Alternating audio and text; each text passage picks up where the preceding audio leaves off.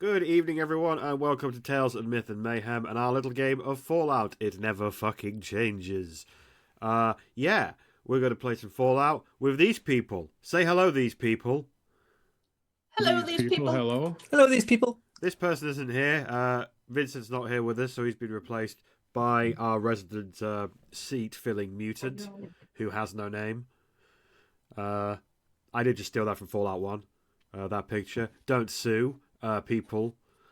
Yeah, let's play the game. So, let's set the scene. Our crew have been on the road for a while now, coming up to nearly 2 weeks away from their home of Edinburgh, which they left to save via finding a piece of technology.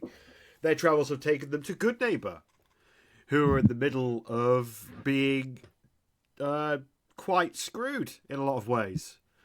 The wasteland is in the middle of a bit of a tussle between the Institute, a bunch of up-themselves android weirdos who are fighting to save the wastes against a robotic force, including members of the Brotherhood of Steel, who have gone all cyborgy and weird. And there's a whole little civil war in the middle of Boston that is dividing everyone's attention. So, Jade and Carl are in the basement of the third rail with Janine, and Augusta and Freddie are at Dr. Malibu's Mind Healers / Benders, having a little chat. So what would players like to do?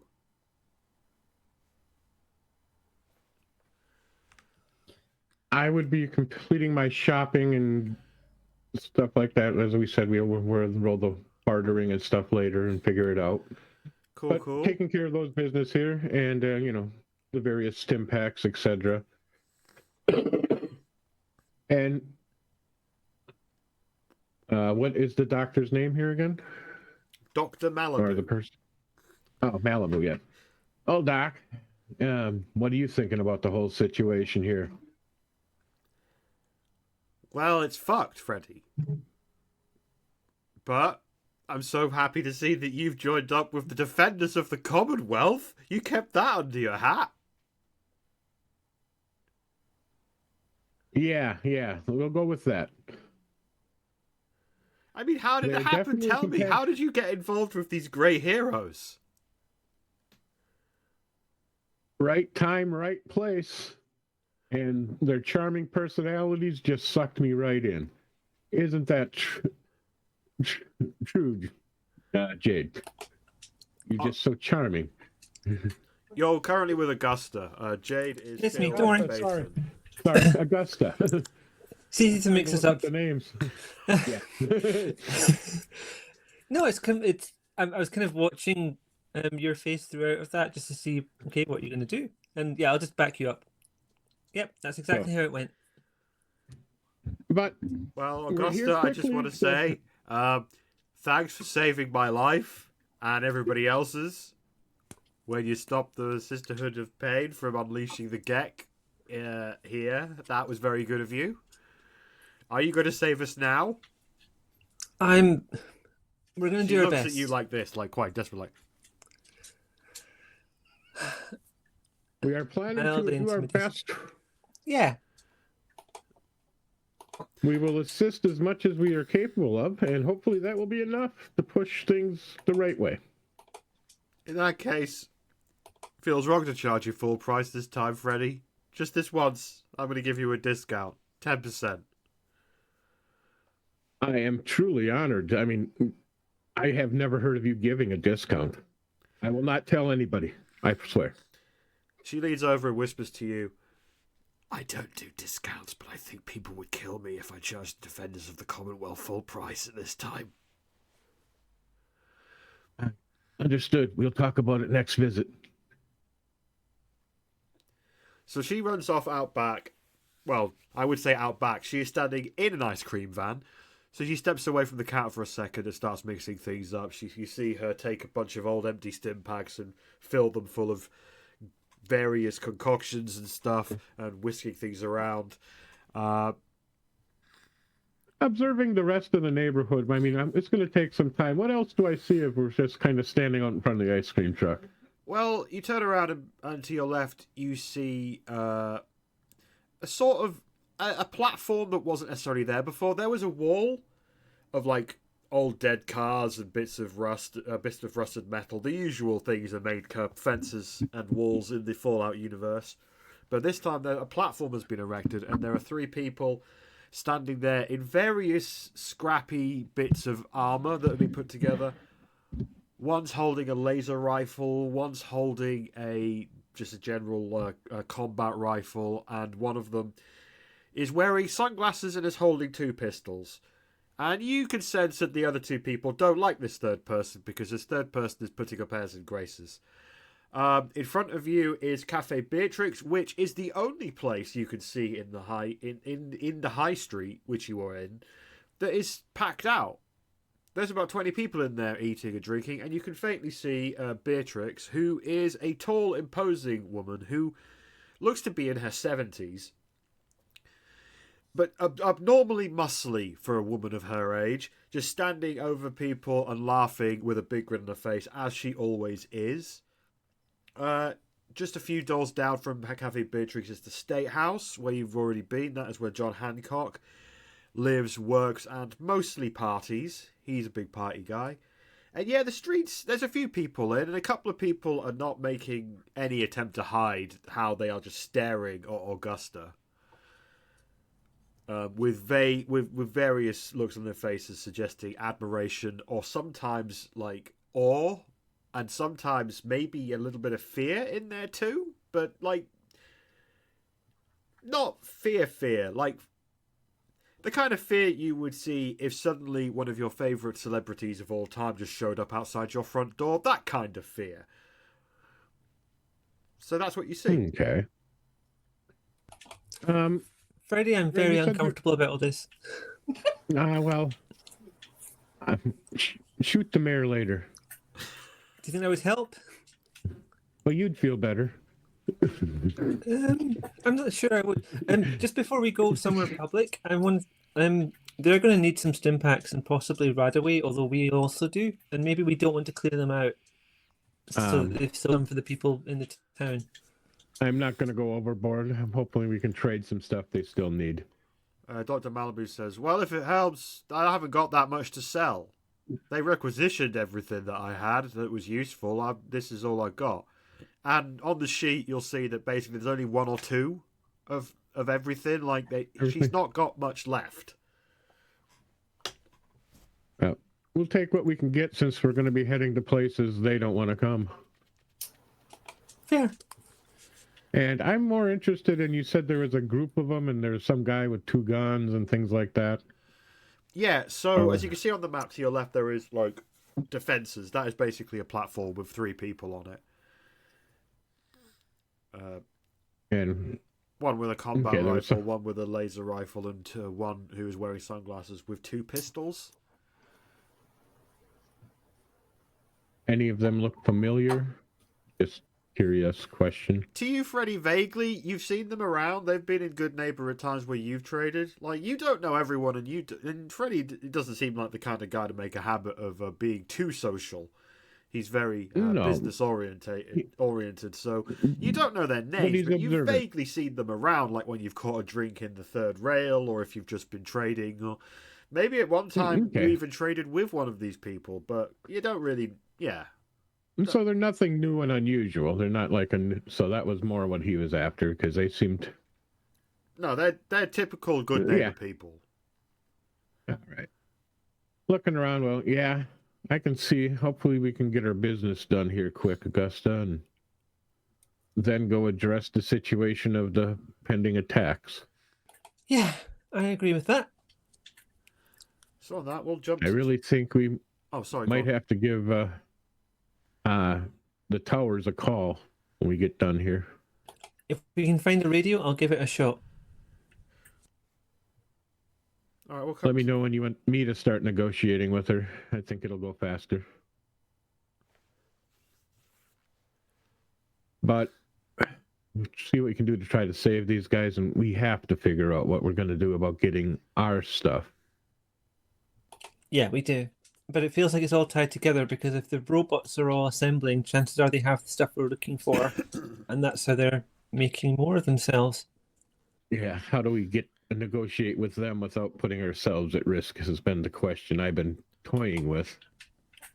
We need to find that robot that I first met in the wasteland. I think that might be a big part of it, but that's going to be a very small needle in a very big haystack. Yeah. I'm trying to figure out what we could bait something in. But let's finish our trading here and see what we can do. I don't like leaving the truck and Tumu out there. I can't remember his name suddenly. Mikey is, yeah. Mikey is not the brightest light on the box, but I think Tumu will take care of him. But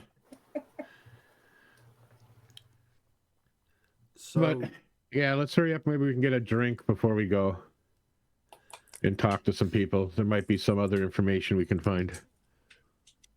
So when it comes to your trading, we'll do that in the week, but I'm going to assume that you go around there. You've unlocked a number of traders. You've unlocked Dr. Malibu, obviously. Cafe Beatrix is available if you want to. She tends to sell food and drink. The third rail, the bar, the bar is open. One thing Goodneighbor absolutely does have in massive stacks is alcohol. Good times and bad, Goodneighbor always seems to find a way to stock the bar. And finally, in the memory den, Dr. Amari has offered to sell you some limited medical supplies.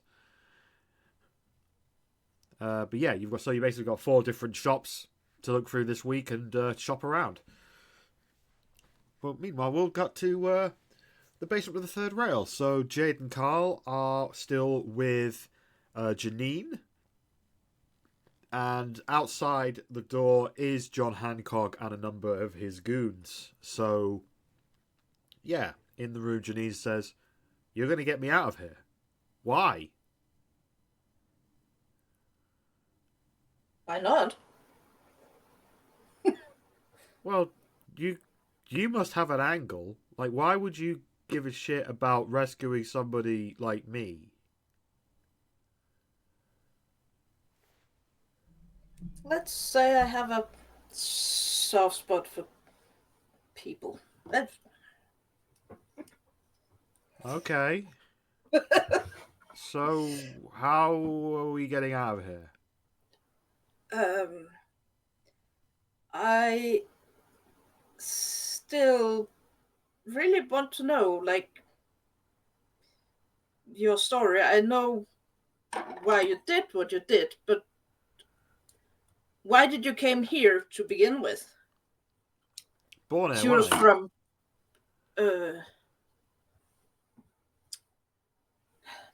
what was the other town we were in before?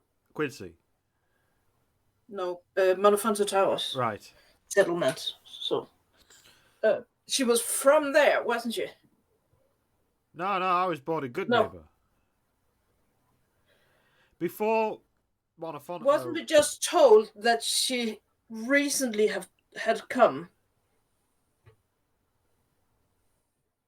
Oh, yeah. Whoops. I'm getting my backstories mixed up. Retcon, reverb. No, I wasn't from... Well, you know, we were drifters, you know? We just moved around from place to place, trying to make a go of things. Never seemed to work out. Then me and my folks ended up in Boston. Simple as that. So what happened with your dad and Well, names? I'm sorry. Yeah, no, it's okay. Same old. We got attacked by raiders, and he was in charge. My dad stood up to him. My dad stood up to him and said that he wasn't going to give away what few caps we had. And, you know, Ponderosa's put a bullet in his head.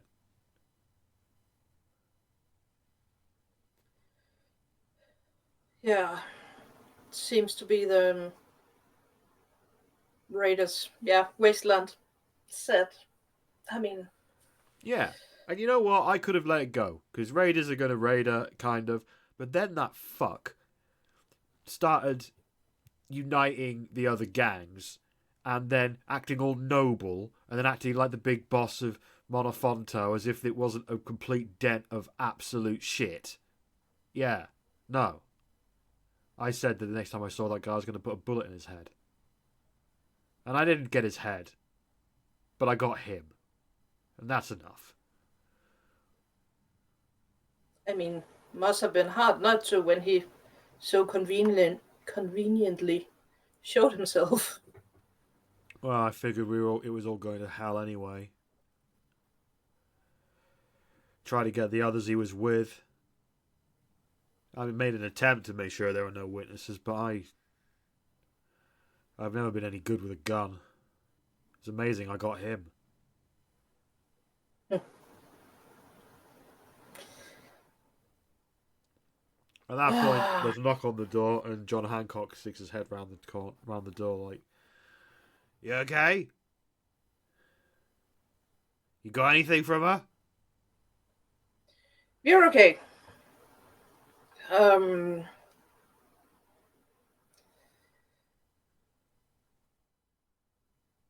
Give me just a couple of minutes more. I'll be right out. All right. So he takes a look at her and just says, she's not as bloody as I was expecting. And then closes the door behind him. Ginny just says, "That guy is such an asshole." Yeah. More than he needs to be to survive in the wasteland. Yeah. Mostly you have to be some kind of asshole, I think.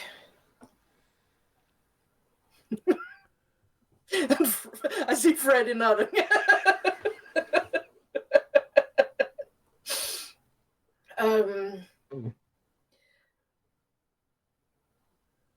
Would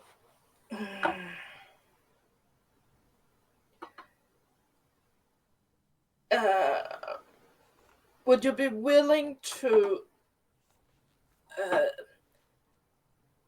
try the memory machine in order to show Hancock?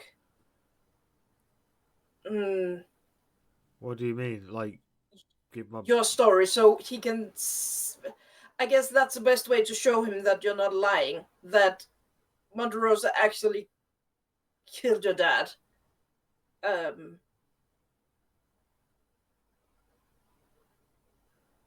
I mean, what would that do? It wouldn't change much, except... I mean, it would probably tell him that I wasn't some kind of weird human institute sympathizer.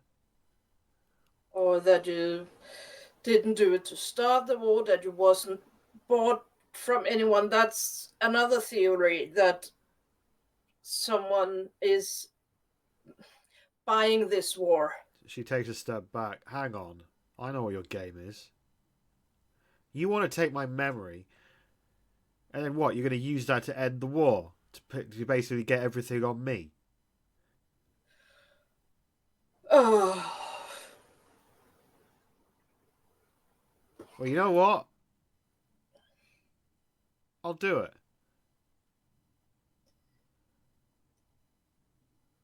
Listen.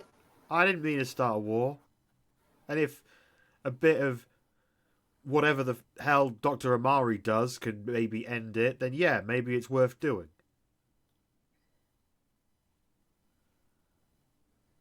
Listen, I believe in you. I don't know Hancock enough to know if he would. And I haven't seen much of the wasteland, but what I have seen, anything is possible and everyone can be bought. So I was in no way saying that you was. Actually, quite the opposite was what I was trying to getting at, because one of the theories right now is that you were bought by the Institute to start this war. Well, so if what it takes to show Hancock that your gain is personal, if that's the way to do it. All right, but you should be careful, because why was he meeting with Monderosa? What was going on there? All right? So yeah, okay, I hold my hands up. I started a war, all right, because of my own real grievances with Monderosa. But let's not pretend that that was normal. In a lot of ways, me living a Goodneighbor like I have been should have meant that I never saw him. What was he doing? Why was he put in my line of sight like that? And that is definitely something we are going to look into, if possible. Well, and I whether you get me out or whether you give my brain over to Dr. Amari, you know, try to keep me in the loop. Maybe about, you know, my life. I promise you now that I will do anything I can to keep you alive. Was Olivia was still with us, right? Yeah. Yeah. Too. Olivia, for all this time, has just been in the corner of the room, just,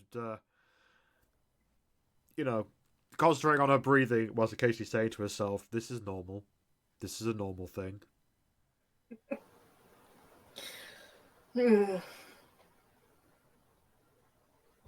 Yeah, and Jade will probably look at Olivia and nod at her. And if you want proof that I will try to save almost anything, even if it brings turmoil to the group, you can ask her or Augusta. That will do the trick too.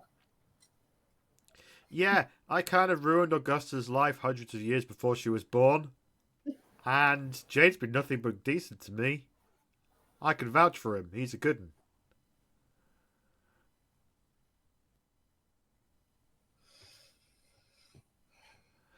At that point, Janine looks really confused at the ghoul. Just like, okay. Okay. Yeah, we all have our stories. All right, let me talk to Hancock. All right, you step outside with Olivia and Carl, and John Hancock is just standing to the side, smoking a cigarette. He turns around and just says, "So, did you learn anything? Anything that can help?"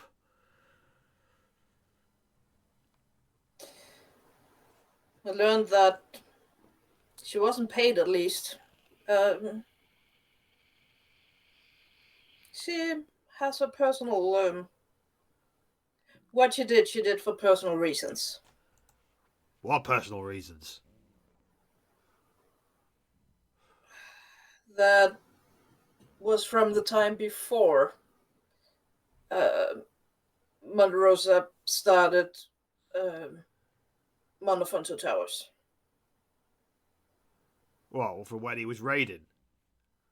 Yeah. He crossed her path and her family's. And now suddenly he came wandering up to the gate right in front of her. Might have been a little too tempting.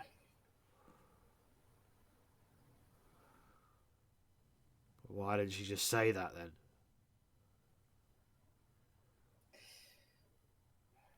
You know, why didn't she say that then?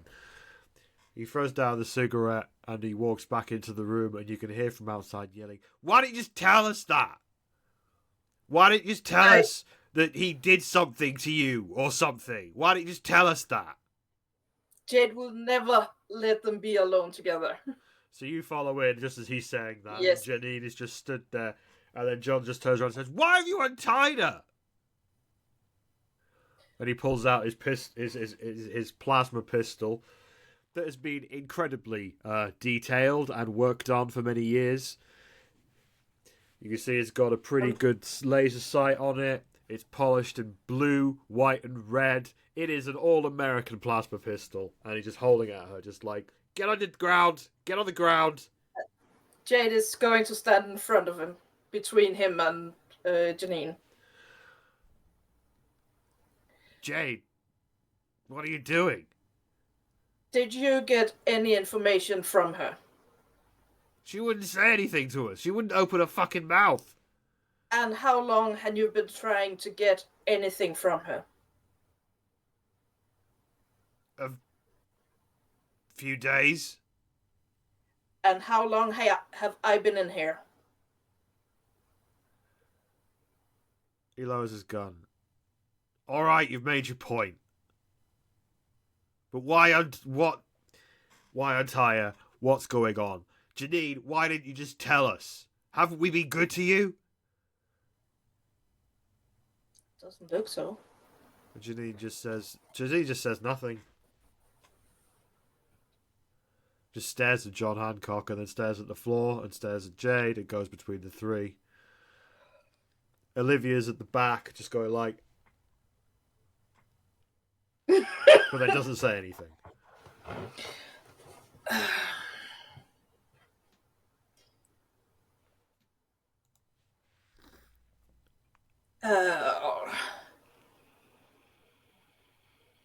If I promise, and I'm looking at Hancock, if I promise to take her with us, will you let her go with us? You can't take her. She's the only chance we've got at any kind of peace with Monofonto.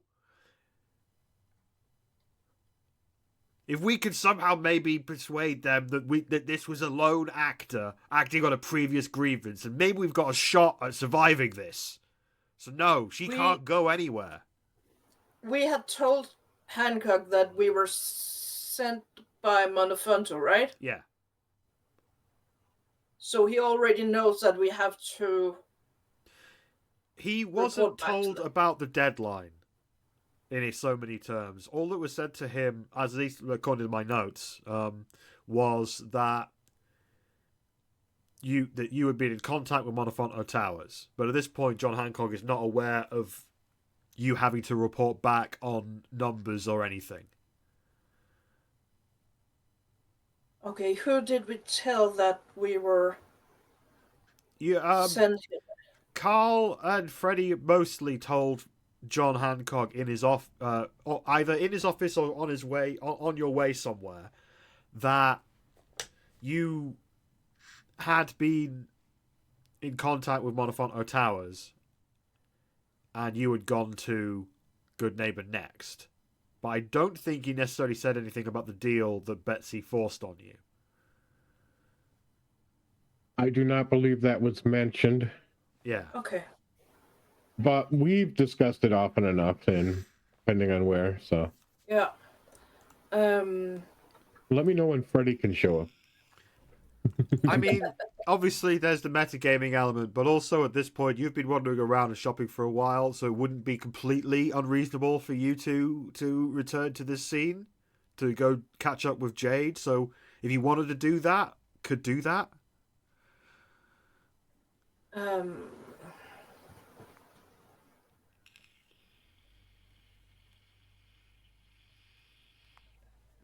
After setting up with the doctor to get the delivery out to the Tumu and stuff, we'll wander back over towards where, at least I will. I can't speak for Augusta, but I will wander back over to where Jade was last. Okay. Augusta, are you with him? Yep. I couldn't find the unmute button for a second there, but yes. All right, so let's say it's at this point that you can hear a lot of shouting as you walk down the stairs. You see a couple of John's goons standing outside the door. They haven't been told to do anything else, so they are still guarding the door. And you can see the doors open. You walk in, and you can see John Hancock is holding the nicest plasma pistol you may have ever seen, admittedly garishly adorned in the American flag, whilst Jade is standing in front of Janine. And as you enter, you hear John just ask, just say, oh, what was it that I said? Oh, yeah. She's our only shot at making any kind of peace with Monofonto. You can't take her with you. Where do you think we were going to take her? I wasn't aware of you taking her. Why do you want to take her? Where do you think we're going to take her to negotiate? Use your head. Oh, fuck's sake. Can people just start talking, okay? Janine, if you told us this situation days ago, we could have saved everyone a lot of time. And if you just said that you want to take her to Monofonto Towers to negotiate peace, then that changes everything. Just use your words, people. Use your words. Especially you. This coming from you, who seems to manipulate words to make people more than they are or less than they are? I told you, okay? We were in between an infinite cyborg army, or whatever the fuck these two are, and Monofonto. What was I supposed to do? Well, I'll let you in on something. You still are. I still am what? And you still are stuck between a rock and a hard place. And she's the only chisel we got. All right. We're going to take her with us, and we're going to handle the situation as best we can. I will let you got some sort of way to communicate with you so we can... This is going to need a test. Oh, damn right. I'm a good talker, though. So, this is a lot you're asking. So this is a DC4 speech charisma test. Okay, you can receive assistance from Jade, because Jade has made this argument to a certain extent, so Jade can absolutely provide an extra dice for you. All right. I'm reading some of my perks because it's been a little while, so give me just a second. Scoundrel is one I'm going to be having here. That will be... Okay, that ignores first complication. And Smooth Talker, okay, I can re-roll an additional, and plus I have my hat and stuff. Okay, I'm prepared for this. And I have 6 action points, is that correct? Yes. That we're all agreeing. Okay. So and do I roll anything to assist, to help? Yeah, I think you... Or did you get an extra die? You roll... Oh, what do I have I'm to roll? That's why. Okay, you you could roll 1d20 that has to score under your charisma speech, Jade. Yeah. Charisma, yeah, this is charisma speech. Okay. Yeah. Got additional die. I'm going to buy one. Okay, so that's 1 action point.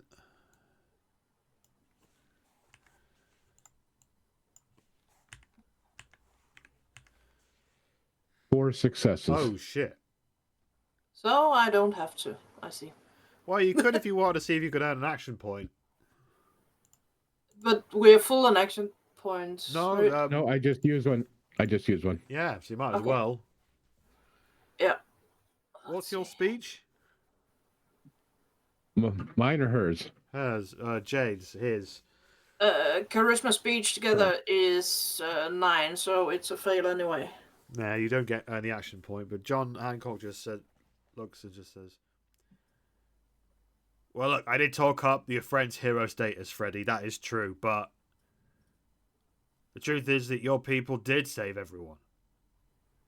The Sisterhood of Pain were going to unleash the Gek right outside of Goodneighbor. Then we would have all been killed. So yeah, I believe that you have saved us before, and maybe you could save us now. But what's your plan? I'm glad you believe. What's your plan? You're just going to walk in and offer Janine up? Like, why would they believe her?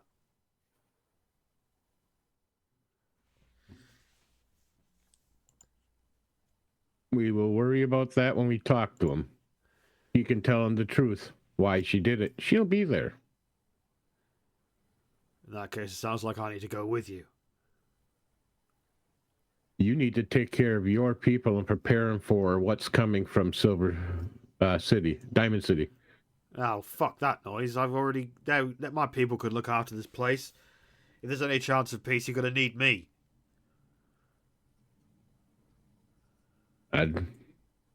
You are... This is not up for debate. If you're taking Janine, I'm going with you.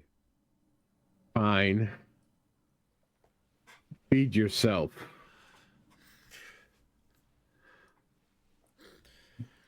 So at that point, John Hancock walks out the room, and you can hear him discussing with his lieutenants, his tuxedoed ghouls.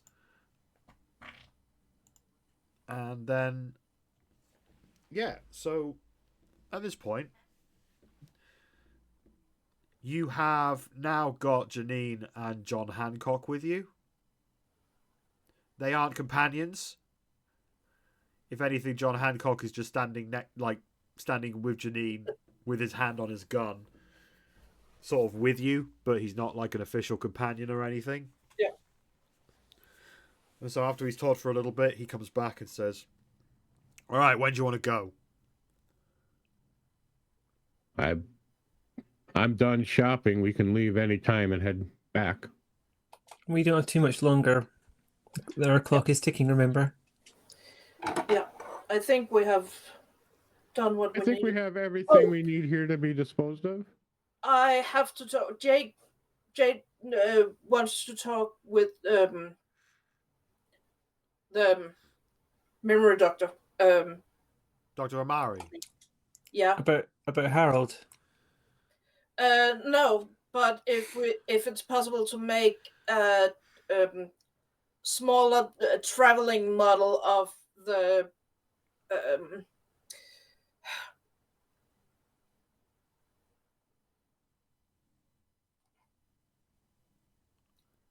testing for synth. A portable synth special tester. Yeah. Okay. So John Hancock just says, all right, well, I'll tell you what. Meet me by the gate in an hour. And Janine's not going anywhere out of my sight for even a second. So she's coming with me. But we'll meet you there. Not. Then, since I have to go and talk with the doctor, Olivia, would you please stay with Janine and Mr. Hancock? Sure. I can do that. Hi, Mr. Hancock. I'm Olivia. Nice to meet you. He just looks at her and says, well, I've never seen a vault dweller who's also a oh Christ, words. Why are words failing me? Well, I've never seen a ghoul who is also clearly a very new vault dweller coming into the wasteland before. This is new. You don't need to look so scared, love. It's going to be all right. Olivia just says, oh, if you say so. And they walk off. So John Hancock puts some handcuffs on Janine and leads her out. And Olivia just walks away, but occasionally looks back at you, Jake, just going like, If... and walks off with them. And yeah, so... If you have new scratches when I or bruises when I see her again, you're the one who's going to answer to me. John just turns around and just gives Jade a bit of a glare, then walks off. You might be losing a fan. I don't care. So, Jade, you wanted to go to talk to Dr. Amari, so let's do that. You head over to the memory den. Did the guards leave with them, Shell? Sorry? Did the guards leave with Hancock, or are they still there nearby talking by us? One of them is. One of them is outside, and one of them has gone with John Hancock, so one of them is still there. I'm going to, just because before we break up, I wanted to get something in here. I lean over and kind of motion everybody to come in closer. I think we offer him John the towers and let Janine go. Awesome. Or what do you think, Jade? What do you say? Offer John what? Offer him to the towers as the Yeah, we take John to the towers, Monofonto, and we let Janine go. And I'm hoping Carl isn't here, but that he was the primary one I'd want to discuss this with. Yeah, I think so. But why would the towers want John? Have I missed something? We just give him as the one responsible for killing them and try to bring peace. I don't like him. Solve. Sorry, someone else in the room just sneezed. It could solve a few of our problems. Bless you, Alex.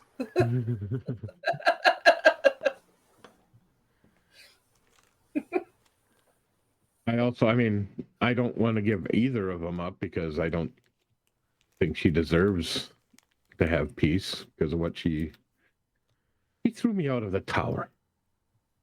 I mean, at least they threw you out on the ground floor, right? Yeah, I guess that's a good point. Not from the roof. But I think we can probably... You still got the walkie-talkie, right, Jade? Some of us have it. One of us, yeah. I don't think you gave it to Freddie, so that was the biggest thing. But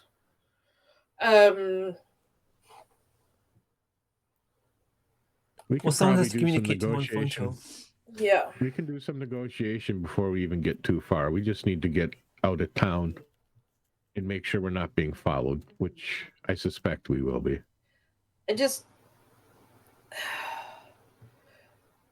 I really want to know what the fuck is going on. If Janine is right that there's some... it sounds like collusion. If there's something sketchy going on, or was, whatever, I really want to know what. Well, basically, from my point of view, they need to just sort themselves out because they've got much bigger problems than fighting each other right now. That's what I mean. That if we don't stop this crap, then none of them are going to survive. They're going to be slaughtered, all of them, by someone else. That's what life in the wastelands is. And then it has to continue to be like that? I'm not disagreeing with you, but I mean, you're not saying that anything that anybody would every day who's lived here. We can all strive for something better, though, right? I mean, that's the whole point of Edinburgh. Exactly. I'm just saying but we also have to keep in mind we can't save everybody. Yeah, I'm not saying we take them all to Edinburgh just in case anyone's worried about that, because I know we tried that before. No, I was more worried about we have to worry about saving us and our community first. We keep trying to save every other one. I don't mean not help, but remember where we have to go so we can get back. Yeah, I'm not forgetting we need that board, but our best way to get that board seems to be to help these people sort their thing out. Then we figure out what's going on with the robots because they're the ones who've got the technology we need. Or at least the Institute do. I'm wondering how and if we can negotiate with Diamond City somehow. I don't want to be walking up to their door and knocking. Yeah, me neither. But sometimes needs must, and if we have, like, I can cut my hair, or I can do makeup a different way. If we can find some makeup or wear different clothes, like we can. There's some stuff we can do, but at the end of the day, we seem to be disturbingly recognizable out here. Some of us. Yep, fair point. They tell the stories they tell, right? Yes. And speaking of which, think about changing or altering your appearance any way you can. It might help at least delay the obvious. But let's meet up with the mayor here so we can get back on the road.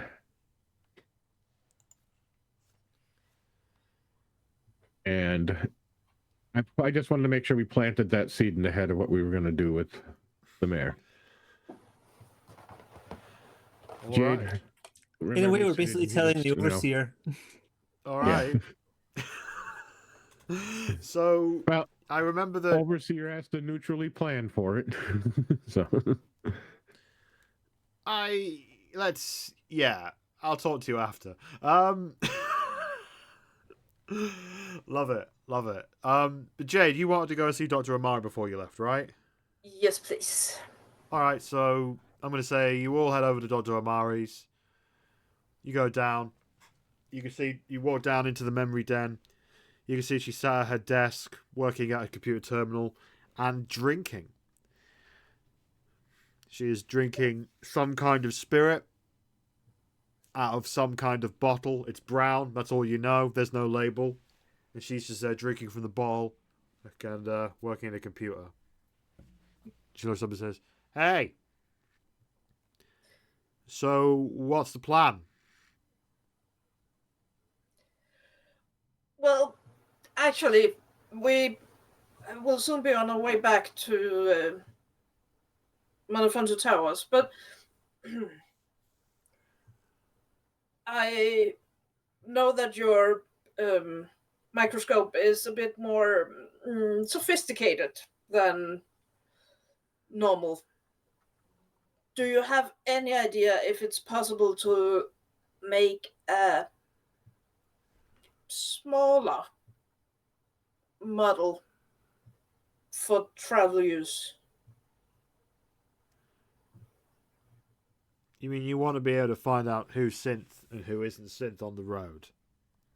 Yes. That's not something I necessarily considered, because I was always looking for synths in Goodneighbor. Exactly. But since we are going out in the middle of everything, it would be nice for our little group to actually be able to check.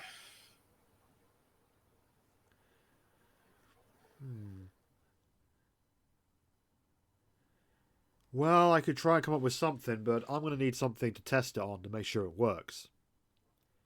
Now, I'm lousy for people who are not synths, but I really need a piece of synth DNA, so I can definitely make sure that it can read the number. Could you get me something? A bit of a synth? A hand or something?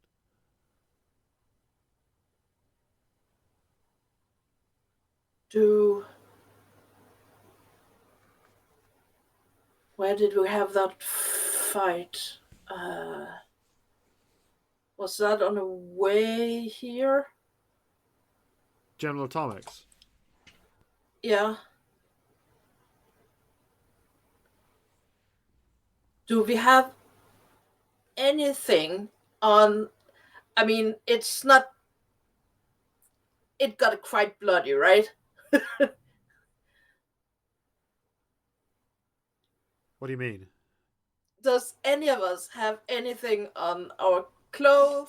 Oh, right, you want to just scrape our clothing? took anything? Could we have anything on our weapons? I think to save you some time, I'll just say that Dr. Amari makes it clear to you that she requires a piece of flesh. Okay. How the fuck do we get that? I find cutting it out might be the best way. Well, yeah, next time. Preferably when they're not fighting back. Because you said that you fought some synths on the way here, right? Yeah. Maybe go check their bodies or something. There's got to be some part of them left. Or, it's lousy with synths out there. It's probably not going to take you long before you find a Generation 3.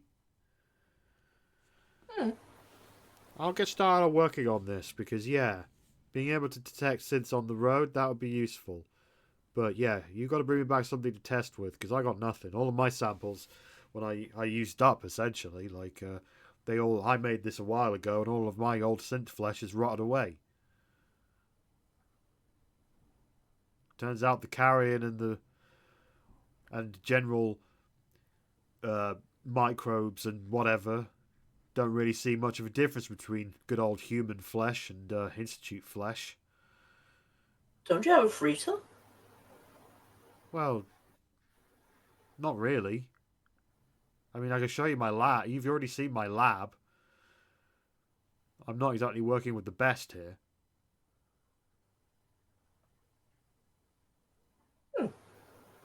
That would be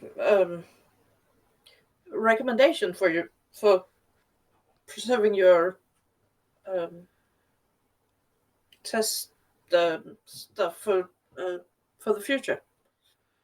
Well, that would be good, but I mean, my main job has been either to shuttle synths that want to escape out of the wasteland through the railroad, which is now dead, or by giving anyone who wants, basically selling sexual fantasies to people in Goodneighbor. That's what I do. So, thanks for your judgment, I guess, Jade. Very kind of you.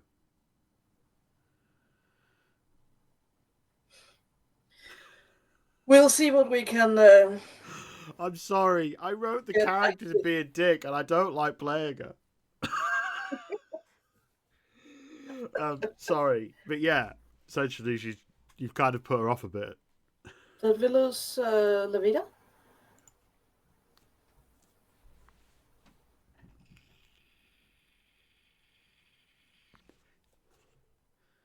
Lavita's bars are in the red.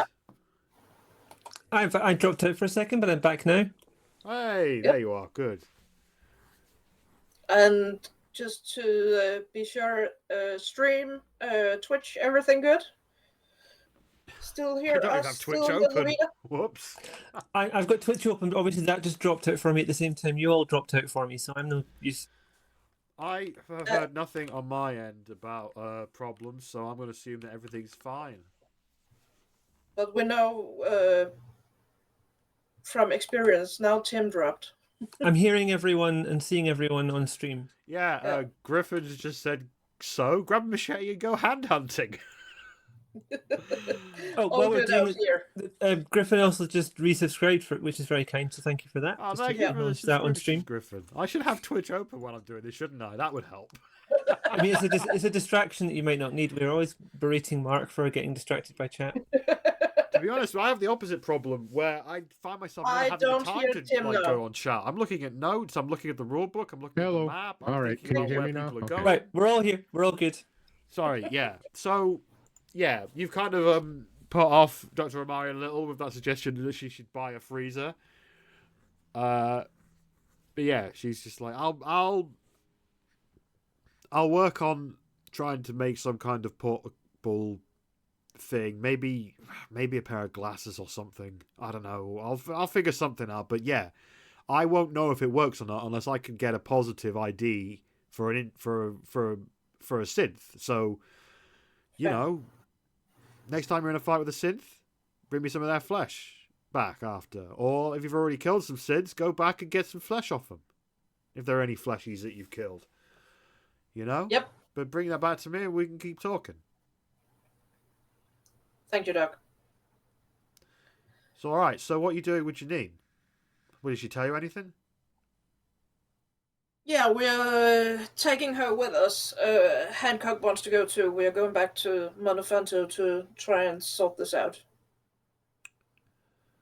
Huh. Why'd she do it?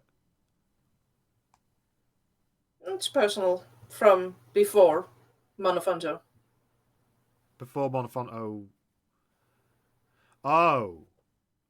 You mean Monderosa when he was raiding? Yeah. What'd he do? Take half of her family out?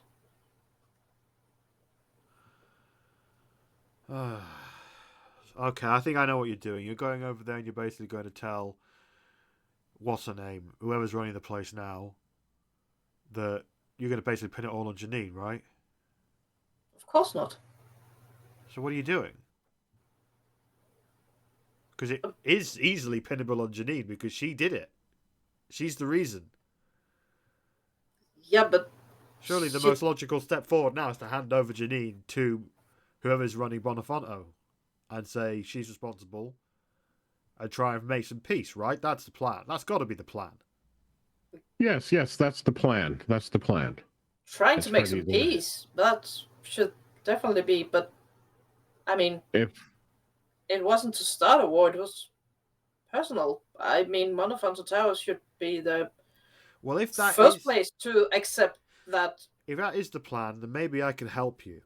If you bring Janine here, maybe we could read her memories and we can get Monderosa killing her family. I can maybe put that on a holotape and we can show them. Well, you could show them and then that'll sell the whole thing. Better than just dragging some random wastelander and being like, she's responsible and hoping that's enough. I had thought about it. I'll come back if Hancock and the rest of the group see it as a bonus, or if our time is running out and we have to get back. All right. Well, I'll be here. Well, thank you. She goes back to working on her computer, occasionally taking a swig from her bottle. Yep. Well, shall we go get Janine? I mean, I suppose the mayor will... I hope he will bring her to the gate. We were supposed to meet at the gate an hour after, right? Yeah, so currently it's about 5:45 in the evening. You've been in Goodneighbor for a couple of hours now, doing various things. And yeah, so I'm going to say you go and you talk to John Hancock about this. He's down with it. He's very, very into the idea. Janine agrees. And you all arrive back at the memory den. And Dr. Amari very quickly hooks up Janine to one of the pods. And says, all right, I think I've identified where the memory is. Yeah. Let's see if this is the one. She sets off the machine and the chair inside the pod leans back. And Janine's eyes roll up and go white. They don't close, but they just go showing the whites in her eyes. And the monitor next to the pod blinks on.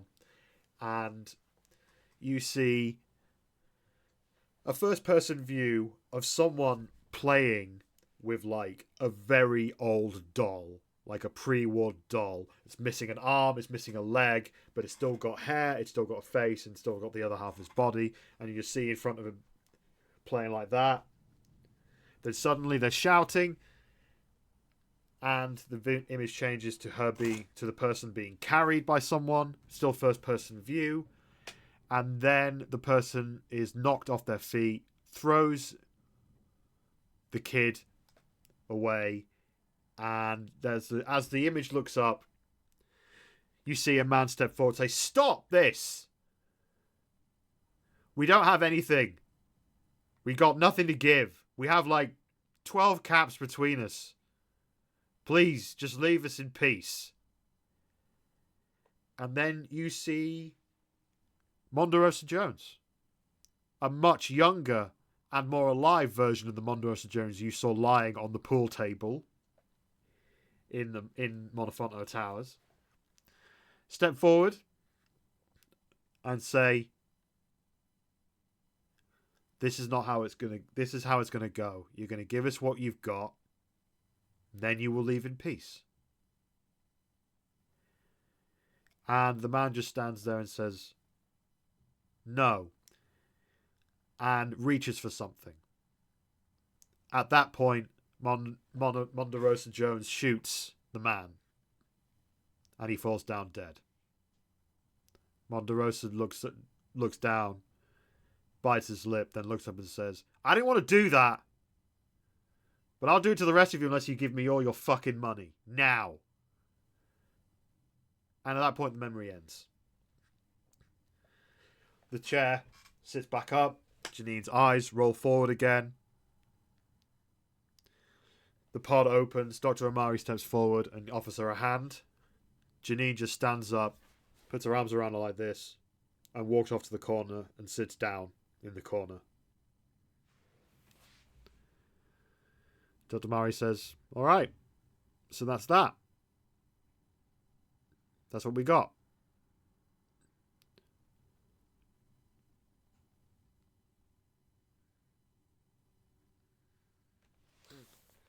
Sorry, Kat, you're muted.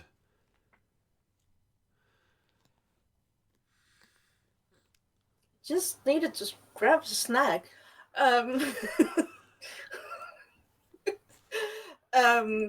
Janine walked to the corner to sit down, right?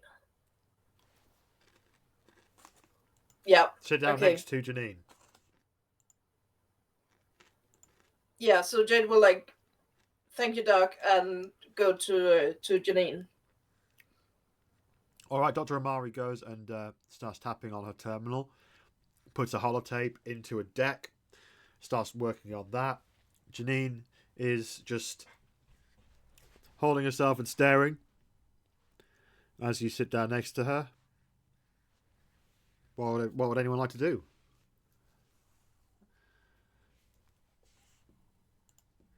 Freddy would not be there. He would like to go out to the truck and Tumu and stuff while they're busy. All right. Preferably with the walkie-talkie. Yeah, your walkie-talkie was... When you were searched on your way in, you were allowed to keep your walkie-talkie. The only thing they took off you were your guns. So yeah, if you've got the walkie-talkie, you've got it. So you are outside of Goodneighbor, checking on Tumu, who's tied up nearby. I would have picked up my personal weapons as I came out. Never go outside without them. All right, yeah. You've got your personal weapons. You've got your full inventory back. So you're outside with Tumu. Yep. What would you like to do? Because I figured they're gonna be here soon. Yeah. So that's my whole thing. So get ready.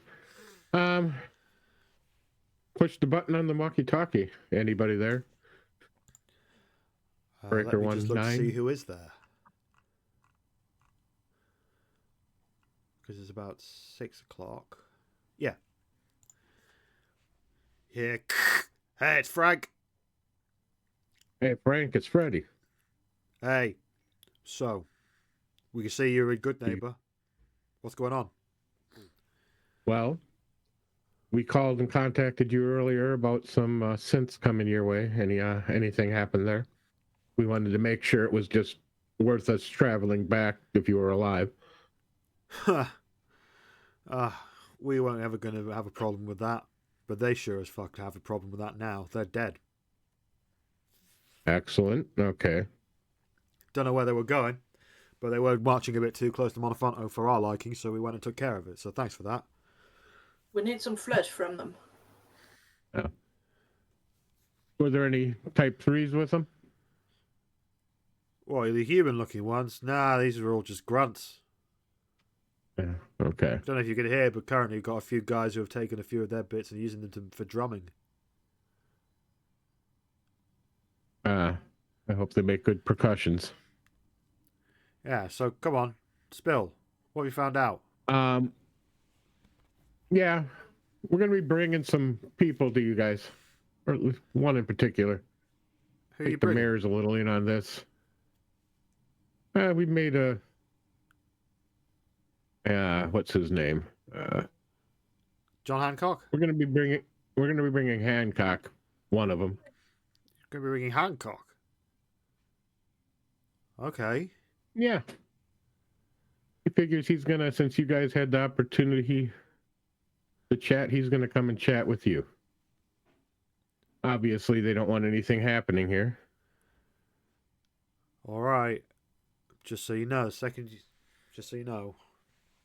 going to be doing full security on this. So he better not be carrying any guns.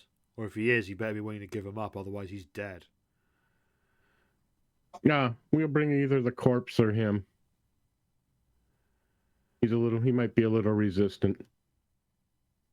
Okay. That's more than we bargained for. We just sent you in there for intel and you're bringing us their leader? Holy shit. Alright. I'll go tell Betsy. Thanks for the update. You're on your way back tonight? Well,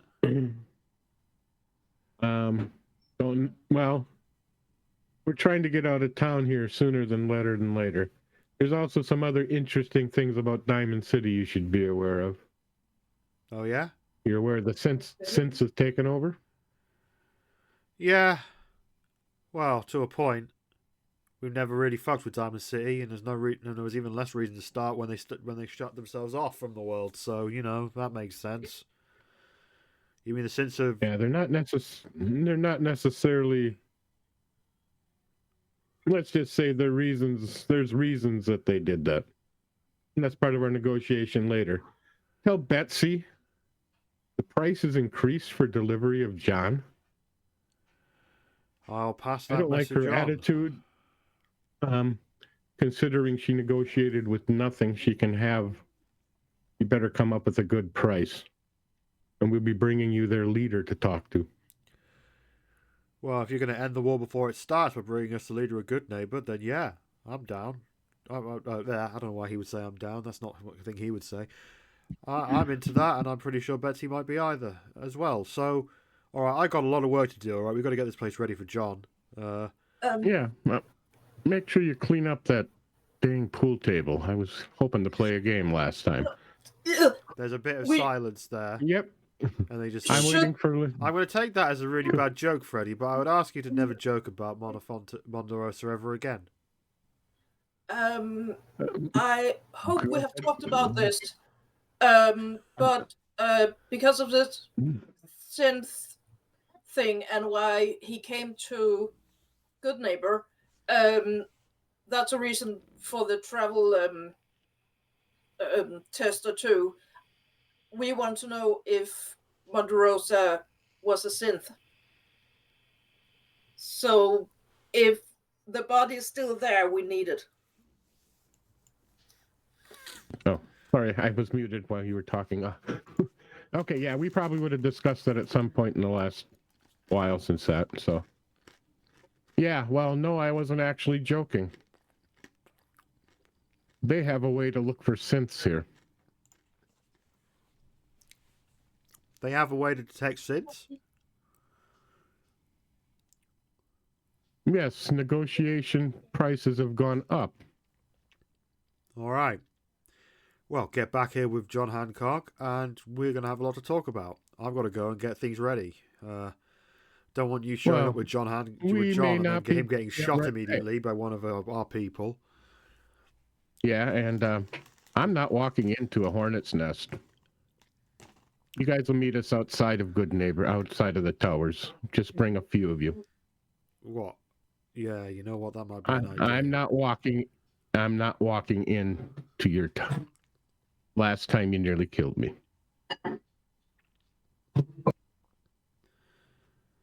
All right, I tell you what.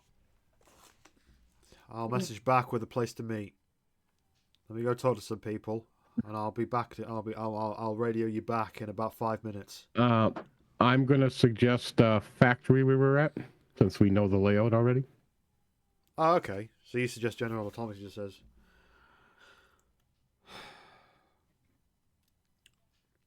Not where I would have picked, but okay.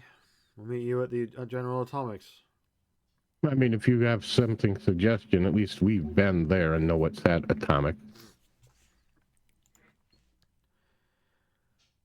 You know what? That'll do. That'll work. All right. So I'll start getting things moving here and see you there when you get there. And try not to make it too many. I don't think you're in a position to be giving me orders here, pal. Things go bad, it could be bad for all of us. Things aren't going to go bad, and if they do go bad, we're going to end that bad really fucking fast. Oh. Go get you what you need done. We'll see you soon. Yep. Over and out. And I just click. Things are going to get interesting, he looks over at Mikey. Tumu, I'm trusting you to take care of him. Mikey looks a little hurt, but then very quickly just goes like, "Yeah, actually, that makes sense." So what's going on? Have you ever used a laser gun? We got a few of them here. You'll start training them on how to use a laser rifle. All right.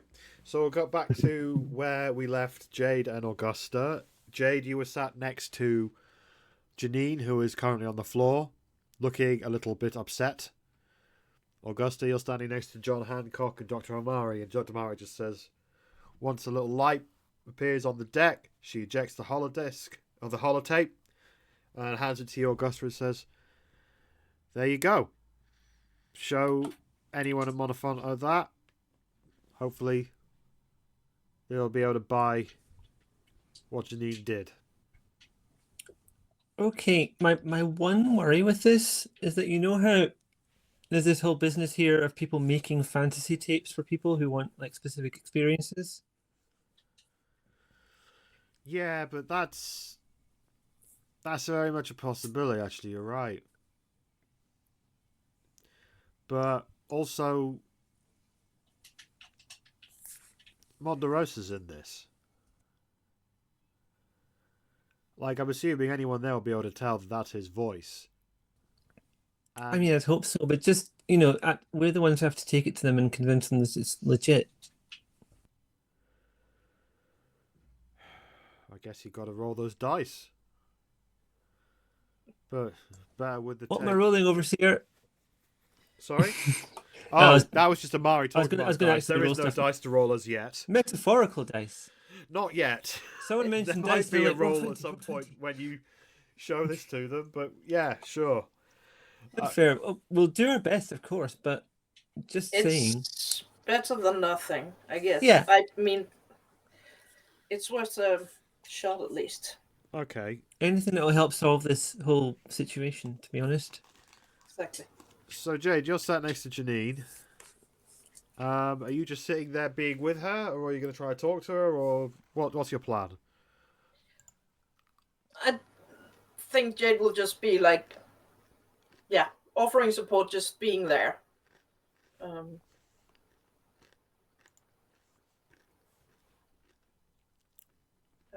She just says to you, I'd kind of forgotten that my dad reached for his gun.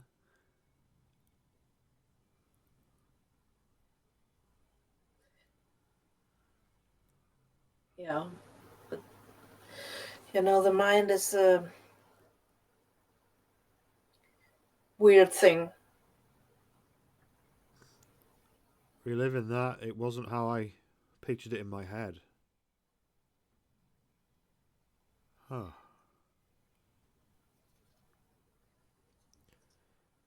Fuck it. Let's go. Let's not hang around. Let's not draw this out. Let's get this over and done with, whatever's going to happen.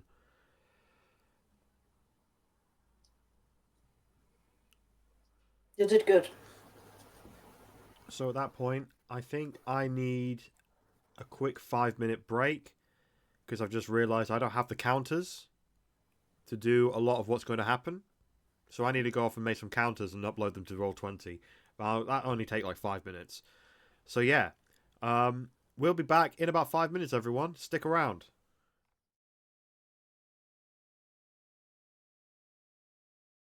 And we're back. I have made some things to display what's going to happen next. So, let's bring us back to the scene. So, I'm guessing everyone is as done with Goodneighbor as they... Well, unless anybody has anything desperate to do in Goodneighbor, say now or forever hold your peace. Holding my peace. Not on stream, Tim. Oh, wow. Oh. Lavaita. Oh, yeah, we're Disgusting. no dick jokes. So, in that case, I'm going to say that you all gather up and you leave the memory den. You have been given your sort of mission. It's now 6 o'clock in the evening, but the sun's not due to go down for another couple of hours. I'd say it's about... Going the routes that you have, you probably guess it'll take you about an hour and a half to get to Monofonto from where you are. No, to get to the... no, it'll take you less than an hour to get you to General Atomics, which is where you're going. So that makes more sense. You're going to General Atomics, and you have been joined by... John Hancock and... by John Hancock and Janine. John Hancock is definitely standing behind Janine, who is handcuffed and has his gun trained on her at all times. And yeah, you are leaving Goodneighbor, heading towards General Atomics. You don't see anything on the road. You don't really see anyone. And you get there at about 6:30 in the evening. And as you approach, you see in front of you this. What is this? A black screen. No. May need to refresh if it doesn't show up. Oh, go to the right screen. Oh, help.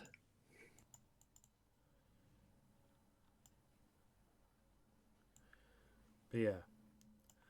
There was some prep work between the trip that needed to be done before we do this. Oh, yeah, that's sure. Where what did you want to do? I didn't really give you the chance. I just moved everyone forward so very quickly. Yes.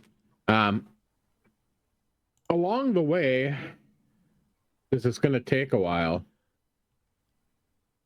I would like to do something, or would have liked to have done something about relieving Hancock of his position behind Janine. Okay, so let's go back in time. And I also wanted to check if we're being followed. Okay, so first thing, you wanted to try and... What did you want to do to John Hancock? Well, let's start first with, are we being followed? Noticeably being followed once we leave. Okay, give me a perception survival check. Difficulty 2. Still light outside. Perception... Survival, you said. Yeah. Correct?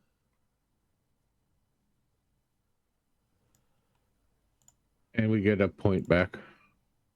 Excellent. You're now up to full action points, and... No one seems to be following you. Basically, you seem to be in the clear.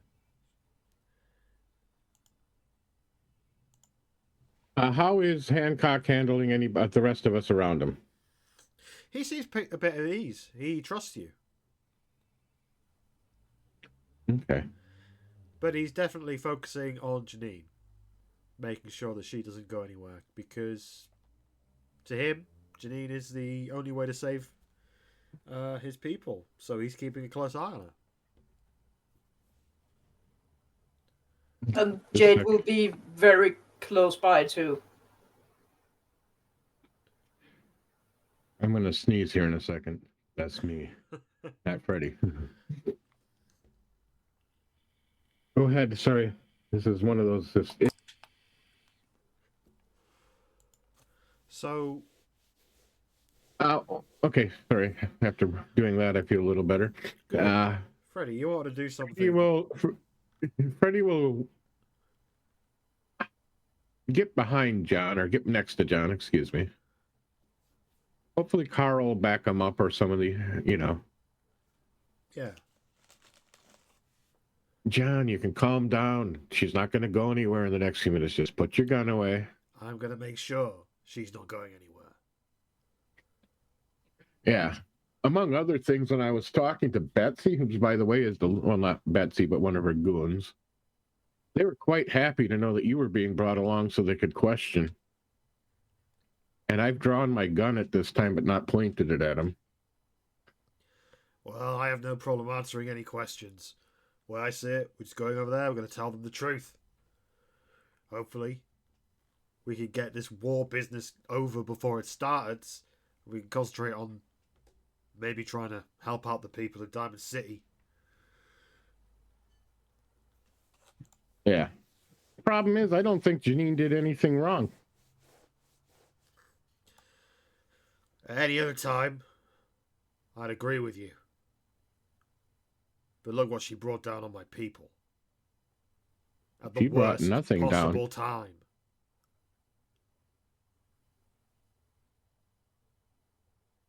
There's always somebody out to get somebody else. Revenge gets revenge. And look what happened. Leads to more. As a result. What happened?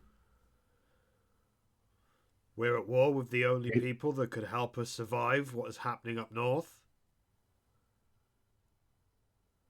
You don't seem to have negotiated very well in your... How? How is I going to negotiate?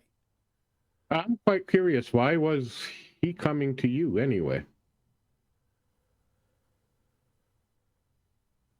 Monofonto. Okay. Alright. I know how to do this. So. He's not being mean. He's just, he doesn't like drawing people with drawing guns already. He says, I don't know. It's been theorized that he was coming here to ask why we were blowing up all the bridges. Give me a perception speech check, difficulty 3. I'm going to re-roll. I can't re-roll. Oh, critical fail. Ooh, this is a bad one. I just failed to notice something then. Or assume something completely different. At that point, John Hancock asks, why would I know? What's with the 3rd degree? What the fuck are you doing? Asking questions that concern this whole thing. I'm trying to find out why he was coming here when he would normally send a messenger. Ask them. I'm asking you, maybe you would know. That was where I was starting, because you're here. Why would I know? I don't know, because he was coming to see you. I assume maybe he sent the message ahead. The whole thing is that we haven't been sending messages because we can't. That's why I haven't negotiated.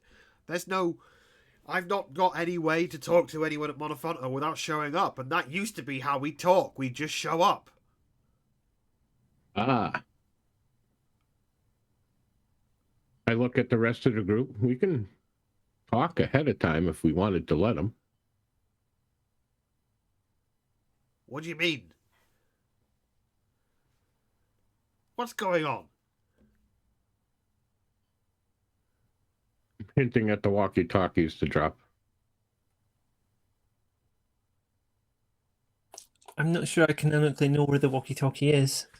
Last person who had it was Freddy. Yep. But he isn't going to do it without the rest kind of knowing. Why didn't you guys just use a radio to talk back and forth? There's plenty out here. We used to just meet and trade and stuff. Like, we never really needed to. But he never left the towers. He always sent others. Well, yeah. That's the part that's So at this point, you're suspicious. broadcasting this, right? That's what you're doing. No, not broadcasting. I was letting them know if I should reveal the fact that we have a walkie-talkie. Oh, gotcha. Okay. I have not revealed it yet. Okay.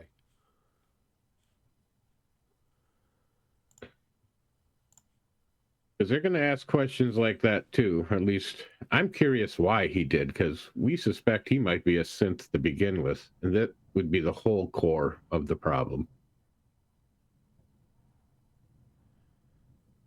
I mean, it's possible. Not Janine. But I don't think that's likely. Did you test him? Well, no. But he looks like a little confused. But then after a few seconds, he says, "No, he wasn't a synth. Let's drop it." Can you be sure? Look, if you trust me anywhere near as much as I have trusted you, you know that when I say drop it, that means drop it. And to be clear, I don't trust anybody anymore. Well, that might be the wisest thing you said, Freddy. So don't talk about trust. I'm suspicious of you, him, and them. Well, I can't really do much to change that. But for whatever reason, we're all walking towards this meeting, and it's going to go how it's going to go. But I trust that you lot, at the very least, have proven that you care about life. And there's a lot of life in Goodneighbor, there's a lot of life in Monofonto, and both are on the line, so you've got to get your shit together and stop giving me the third fucking degree about things other people did. Yeah, and I don't like you involving my friends in your story, so you're going to get asked lots of questions. Well, I hadn't seen any of you. You disappeared out of the wasteland for months. I didn't think you'd all just show up. Hell, I thought you were dead, or in some tucked away corner of the arse end of the universe, enjoying your newfound geck. I mean, you're not a million miles off. And yet, here we're stuck in the fucking wasteland. It never changes. Yeah, you lot have never told me why you're here. So you're all stuck away with your nice geck in your own little fucking paradise, and you come back to the arse end of the wasteland. Why? Because it needs to be wiped and we're looking for something. Huh. So I gotta spill everything in the world, but you're not gonna tell me what it is you'll be looking for. We need to trade too, just like you said. Right. Yeah, the geck doesn't do everything. But we're also not running away. I want to know full disclosure what's going on before we walk into here and negotiate. Betsy's a bitch. He's pretty much was psycho in love with him. She's not a bitch. At that point, John Hancock really starts shouting. Betsy is a lot of things. Monofonto are a lot of things. Monderosa was a lot of things. But she's not a bitch. You never say that about her in front of me. Or what? Or what? Or just common decency. God, have you always been such a prick, Freddy? More I'm away from home. I'm sorry? I'm losing that more and more as I'm away from home. Common decency. Yeah, clearly. Let's just get there and get this done.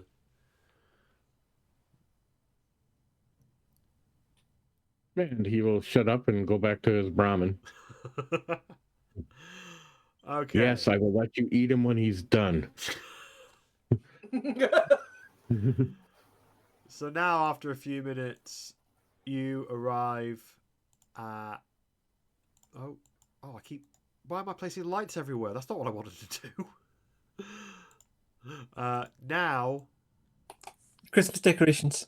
You approached and you see in front of you Betsy, standing next to Frank, the guy who took you around Monofonto, and a further 8 heavily armed Monofonto goons. The Monofonto crew do not have a uniform. It's mostly road leathers mixed in with bits of, like, just chunks of metal that have been attached to them as some kind of armor. All of them are heavily armored. You see 2 miniguns. You see 2 holding, like, common combat rifles. You see a couple holding massive spears, a hangover from their more tribal marauder days. And in front of you, you see Betsy and Frank as they see you approach. Betsy just says, "Hey, Frank." No, wait, Frank? I'm losing track of all the... Johnny. Yeah. "Hey, John. How's it going?" "It's been better, Betsy. Come here to talk and tell you what happened. And to apologize."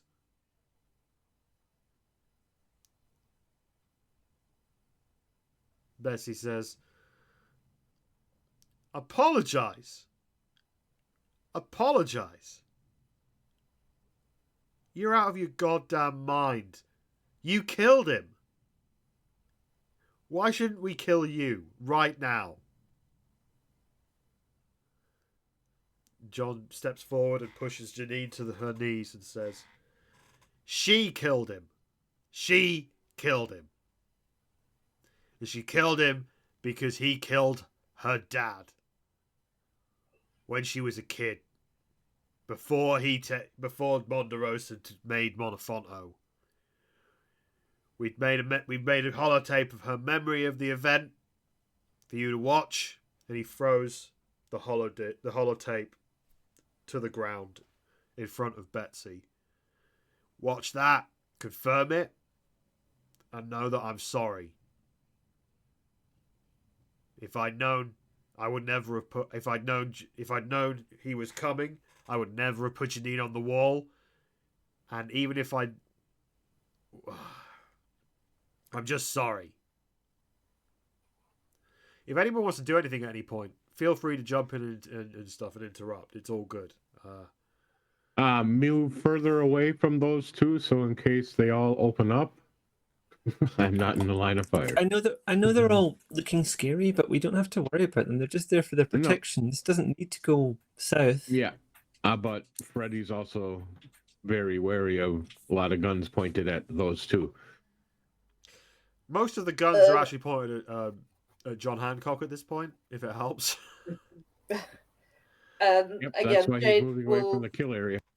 Be close to Janine, and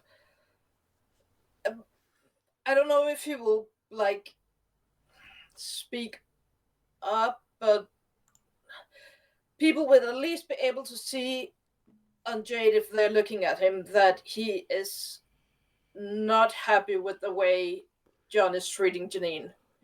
And he might be, like, rolling his eyes when John pushes it to the knees, like, for Christ's sake, can we be civil about this? Maybe not, like, blurting it out, but at least whispering. Like, Jade's looking a bit annoyed at how this is going, basically. Yeah, it's not necessary. Come on, we can talk about this. But you're not saying this out loud. Not loud, but probably loud enough for Hancock to hear, at least. Okay. As a minimum. Sorry, I have a bag of popcorn here that I've been sort of picking at all day, and I picked the worst time to start eating it just then. Apologies. It's right here, and it's always tempting. Anyway, John just sneers back at you.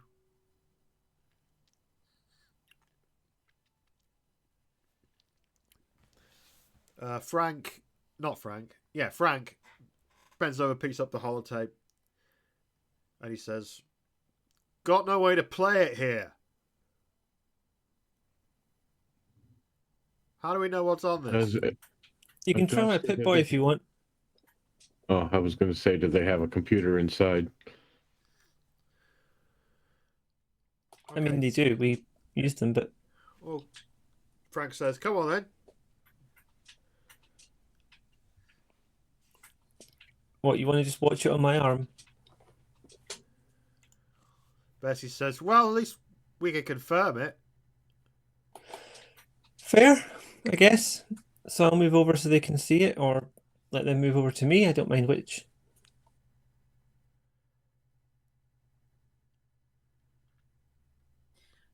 How old was she, Janine, when this happened? Because she was a from child. what she was playing with a doll in the thing, so she was a child. Yeah. So you step forward, and Frank and Betsy step forward. The guns move from being trained mostly on John to being trained onto Augusta for this, as Augusta is stood near their leadership. And yeah, you stick in the holotape, and after a bit of whirring, because your Pip-Boy wasn't really designed with the media playback as a main feature, but eventually it does work. It's a little choppy, but first-person video of a child who starts off playing with a doll and then eventually sees her father step forward, reach for something, and get shot. Betsy grimaces a bit and says, "Yeah, that's what he was like. That's what he would do. That's definitely him." And the man, that was her father? Yes. And remember, this was a child, a small child. She might not have been remembering everything correct. What she saw was a dad being shot for trying to protect what little they have or had. At that point, Betsy walks towards Janine and pulls out a pistol. And John Hancock lifts up his pistol and points at Betsy and says, "Not yet." Janine says, "Yet?" And Betsy says, If this is really what happened, you're talking about a lone operative killed him, then she needs to go. She needs to die." And John says, "Well, maybe, but not yet. We got business to discuss before I give up one of my people." And Betsy says, "One of your people? Are you out of your fucking mind? We demand justice. We demand Monofonto Tower's justice. She dies. She stepped up to Monofonto. I get to do what I want. Them's the rules." John says, Aren't the rules that when you step up to someone, if they're shot, that's it? What's done is done. And you get what's theirs. And I get their life. Like but I did when I gave Augusta that asshole's life. And I'm not going to torture her. I'm not going to hurt her. I'm just going to kill her. That's the But I would like way. to point out, she wasn't in Monofonto at the time, so your rules don't apply, do they? They do to Monofonto people, and especially Monderosa. And apart from anything else, apart from the fact that she took him from me, how the fuck am I supposed to go back to my people and tell them that when I had the chance, I didn't take it? Well, your people might be a little bit distracted by a larger problem. What larger problem? Well, look, I know you've got your issue here, and I'm not doing that down, but there seems to be a large group of robots accumulating north of here. And the synths have been sending synths to fight them so they don't come down here and crush us all. Frank steps forward and says, "You serious? How do you know this?"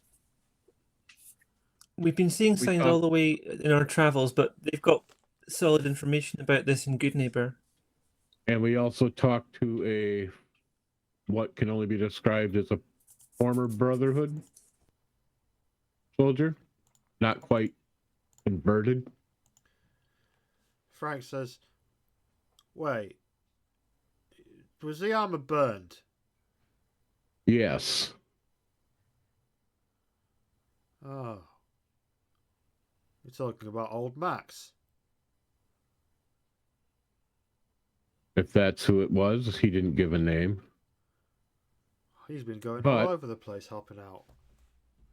Also, when we were at this location, we ran into some slaves from Diamond City that were here with some synth. That's where you see the corpses. Huh. You got bigger things to worry about than Janine. And she could be a useful person, because you're going to need everyone you need right now. If the synths are uniting, you're both under threat first. You're the nearest place. At that point, John steps forward and says, Betsy, you know what me and Monderosa were doing. I think now is a time when what we were doing is more needed than anything else. We need to be united.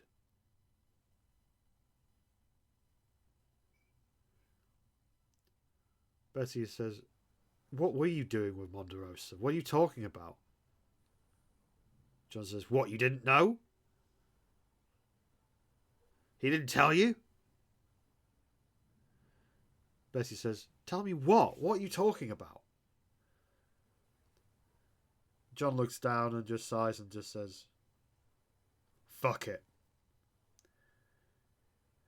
Me and Monderosa were looking to restart, or at least try and make the Commonwealth government a thing again. What, the Commonwealth provincial government? Yeah.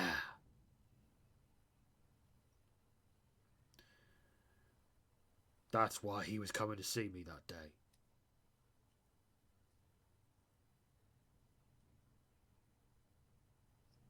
And with that, we'll leave it. It's exactly 9:01, so this feels like a good place to stop. Oh, goodness. I'm glad there was no combat. I was afraid. There's no combat yet. Hey, hush you. That close. That close. We should be able to doing. Avoid it. I mean, I'm ready to... I never planned for John to meet Betsy at this point. This was completely not what I thought was going to happen. But we got there. We got there in the end. Yeah. This will be fine. Thank you so much for playing. That was fun for me. Was it good for you? Was it all right? Thank you. I'm ready to blame it all on John Hancock now, because he was apparently the one inviting Monderosa to Goodneighbor, so he was the reason he was out there. Yeah, to restart the Commonwealth provincial. Now I have a question. Did he really not know that Janine? Could he have been setting up for a power structure of himself? Oh, it's not provincial. That's him thinking, not Freddie, because Freddie's not smart enough. So. Well, Augusta's thinking if they're starting from a new Commonwealth, where does Edinburgh fit into that or not? Further south. You've got a whole week to figure this out, but currently at this point, nobody knows if Edinburgh exists except you lot. Yeah, but there's some distractions this week. Yeah, a few distractions, just a few. No, I'm done with distractions. I did that earlier today, so because of not having to fight so many people going to every place and then to another place and so forth. So, all right, anything? Should we do channel housekeeping? Yeah, let's do that. So yeah, follow. There is not a game on Tuesday. Do us some things. There's Lavaita, you're running some Marvel things, but not really running. You're just. I'm planning to replay some Marvel things. We need to double check the times to make sure I'm available, because there's been some question about that recently. So we need to double check that I can do the times I'm saying. But at some point in the next week, all of We All Fall Down will be rerun in anticipation of the second series, which starts in a date to be revealed officially just yet. Yeah, come watch Sarah Bacon fail and to we got be Dragon a mother Bane figure next to lots of weekend. teenagers. Yep. And I believe Vampire the Masquerade returns. I mean, last I asked everyone was available for Vampire, so hopefully that will go ahead. Busy day for us, but yeah, Yep. so be it. Can't think of anything else, at least from my Do you side. have some dice to sell? No, I will keep them all to myself, thank you. That is entirely your prerogative. That's the spirit of the season right there. So, yeah, thank you for watching, people who have been watching. Thank you for being cool with us not doing a Christmas special, because I think just suddenly inserting a load of Christmas stuff into the middle of what is set in a summer would be a bit weird. But yeah, join us next time to figure out. Do a Fallout one shot next year. Yeah, I and Tim are the Christmas special. Yeah, you've shown up for Christmas. I couldn't find my Santa hat. We were looking for it briefly, and we couldn't find it beforehand. So that's a shame. Always enjoyable to game with you people. So yeah, thank you. And yeah, Merry Christmas, Happy Hanukkah, Happy Kwanzaa, Happy whatever your end of year festival thing is. Enjoy whatever that is for you, people. Whatever you name your solstice celebration. Or just have a lovely week with people and food. Yeah. It's the 22nd. It's getting lighter now. We have had the darkest night. Yes, we have. It can only longer get days better coming. Yeah. But yeah, see you next Sunday to figure out what the hell is going to happen next. Thanks for watching. So it's New Year's hats next week. Well, next week it's still technically 2024. So it might be a bit premature, but we'll figure it out. We'll do a Tuesday night game. Yeah, there we go. Christmas Eve, just no official stream. We'll just figure something out. Well, I'm looking at for New Year's. I mean, I got the Monday off. I can stay up all day and game. Yeah, we're not going to get Mark on Hogmanay, but we can figure something out. We'll tie him to his chair and make him stream. So.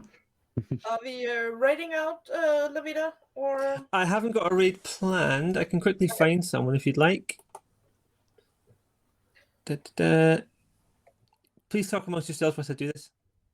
Well, unless there's anything else we can. Tim, tell him about Dragonbane. Someone in chat was asking about whether it's a homebrew. Right now we're not doing a homebrew. I'm doing the solo adventures because we only have 2 people, so I'm modifying the solos to handle 2 people and doing some of the. We got the solo adventure that comes with the box set, basically following that, which is linked to the main campaign also. So eventually we will be moving over to the main campaign, but with 2 people currently. I wanted to make sure they were at least familiar with the game with some easier stuff, or somewhat easier stuff than the main campaign, and give them opportunities to get some skills and stuff. So. Okay, I have a raid for now. We're going to see the Thousand Faces TTRPG group, who are playing a sort of combination of Die Hard and Mothership, which sounds very interesting. I do like the sound of that. Let's go see what they're doing. So yeah, catch us next week and enjoy this raid. See you all next time. Thanks everyone for watching. I have the awkward moment of like, oh, it's intended for mature audiences or subscriber to only chat. Maybe not. Maybe we'll just stop actually. If you want to go over there, I'll put the link in chat, but it's subscriber only chat, which makes me not want to read it. Yeah, go to the link in the chat, and yeah, see you next time. Bye, everyone. Bye. Bye.